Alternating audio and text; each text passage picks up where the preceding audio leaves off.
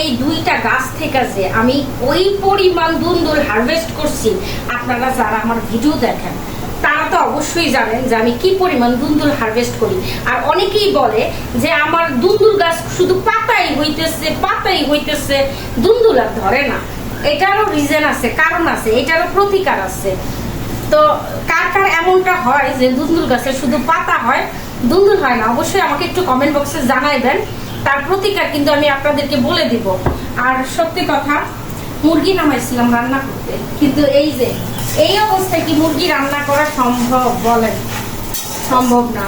তো চিন্তা করতেছি কোনো মতো সাথে দুন্দুল খুব দ্রুত সিদ্ধ হয় আর খুব তাড়াতাড়ি রান্না করা যায়। সেই জন্য আমি এইটারই বাইসা নিছি যে দুন্দুল আর চিংড়ি মাছ। আর আমার বাসায় সবাই আলহামদুলিল্লাহ সবাই দুন্দুল খায়।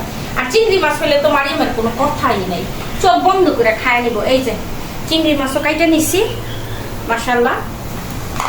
আর রান্না করতে যতক্ষণ লাগে বিশ্বাস করবেন কিনা জানি না, দুপুরবেলা বাইরে থেকে খাবার আনছিল।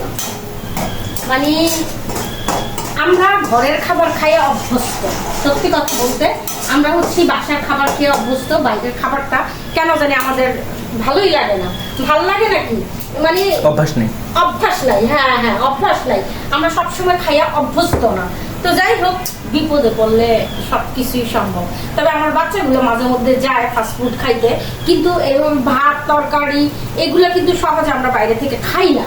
ঠিক আছে, সব সময় আমি ঘরেই তৈরি করি আর বাচ্চাদেরকে সবসময় ঘরের খাবারই খাওয়ানোর চেষ্টা করি।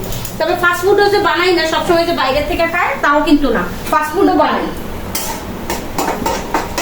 আবার আমার জীবনে এই 18 বছরের ভিতরে আমি এত কষ্ট করে কোনোদিন রান্না করি নাই, সত্যি কথা।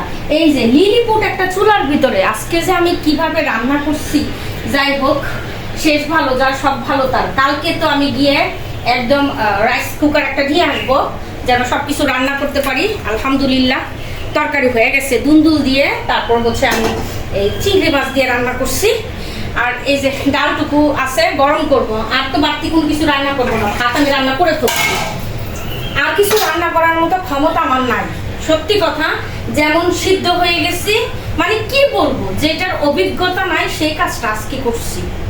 ঠিক আছে, তবে এটা সত্যি কথা, যার কপালে যা থাকে তা ভোগ করিতেই হইবে।